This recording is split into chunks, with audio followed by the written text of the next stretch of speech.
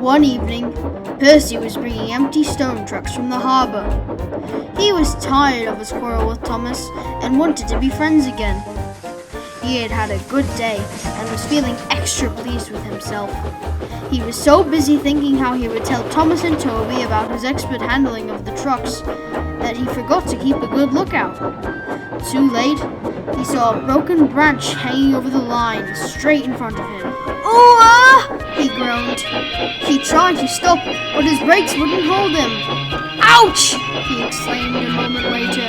The branch had hit his smoke box, broke away and crashed to the ground. Percy was more startled than hurt, but his front was still sore when he reached the shed. "It's your own damn fault," said Thomas unsympathetically. "You should keep a better lookout. I have no patience with you." "Pah!" retorted Percy huffily. He forgot his good resolution and talked to Toby for the rest of the evening. Percy didn't speak to Thomas the next day either. "I say, Toby," he said in the shed that evening. "What's a drip, do you know?" Toby pondered. "It's when rain comes through a hole in your cab and fireman hasn't got time to mend it," he decided at last. "That's silly," objected Percy. "I heard a boy on the platform call his friend one this afternoon. I'm sure he couldn't fit through a hole in my cab," he added earnestly. Thomas was tired of being ignored. "That's different," he interrupted loftily. "The boy just thought his friend was being a coward, or silly, or a spoilsport." Percy thought about this. "So he suggested reflectively, if you stop me from doing something nice, would you be a drip, Thomas?" "You're the drip," answered Thomas crossly. "Now go to sleep like a sensible engine and stop talking nonsense."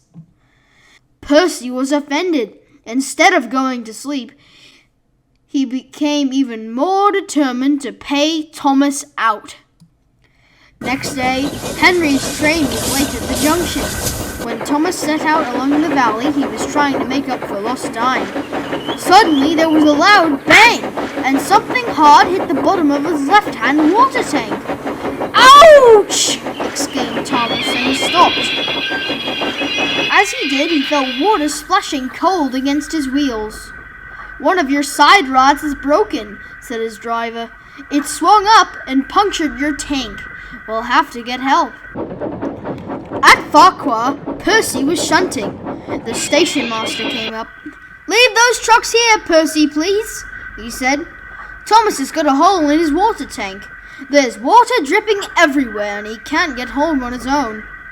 Percy was still cross with Thomas. "I won't go," he said. "Thomas called me a drip.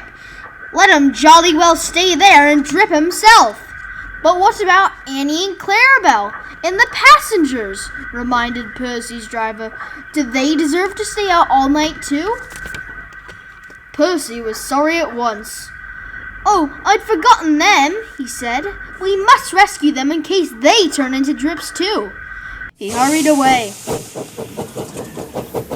He found Thomas near the river. Everyone was glad to see him, and the passengers thanked him for coming. "I'm sorry I was rude," said Thomas as Percy helped him back to the shed.